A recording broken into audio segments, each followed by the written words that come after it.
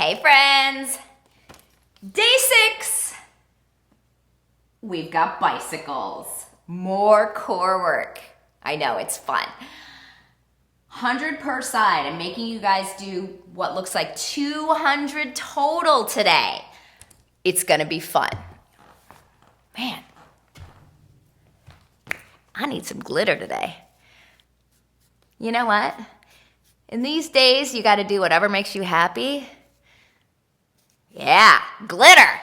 All right, now I'm ready to do some bicycles. Okay, guys. Couple ways to do this. The most important thing I want you guys to keep in mind when we're doing bicycles is we want to really work on keeping core engagement. So, a lot of times when we do things with our legs in the air, we see people whose backs arch off the mat. We don't want that. We want to keep in control with our core. So we don't want to be pulling on our lower backs. So we want to tip those hips up so our back is more flat on the mat. So we've really pulled our belly button in. We're knitting everything together. We're pulling everything in nice and tight.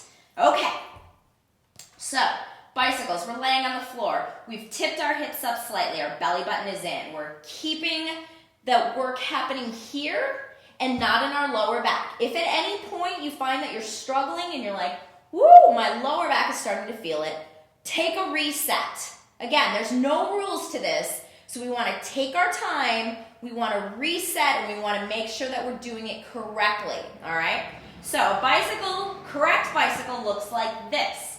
My belly button is in, my hips are tipped up slightly, which means that my back is nice and flat on the ground, and my core is nice and engaged. My legs are up in the air. I make sure that that back is still pretty flat on the mat and that my core is in control here. My shoulders are off the mat. My hands are behind my head. So I'm going to lengthen one leg and I'm going to rotate towards the other. My hips are going to stay steady on the ground. My elbow is going to come towards or to the side of my bent knee and my other elbow is on the ground. I'm going to look at the elbow that's on the ground. I'm going to rotate and look to the elbow that's on the ground. My hips are staying steady. That's not it. All I'm doing is wiggling around on the ground. I see that happen in gyms a lot.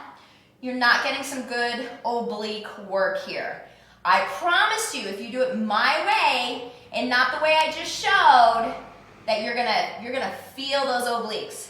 It's gonna burn, all right?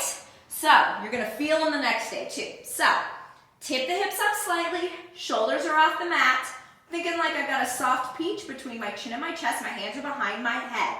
I rotate, just like this. My hips aren't rocking around, I'm just rotate, rotate, rotate, rotate. So, 1, 2, 3, 4. Just those few little ones. I really started to feel my obliques because I was focusing on that twist happening from here and not from my hips moving around. I'm not Shakira. My hips do lie regularly because I have no rhythm whatsoever, but I do have glitter. So remember guys, be careful. Don't go out like an asshole.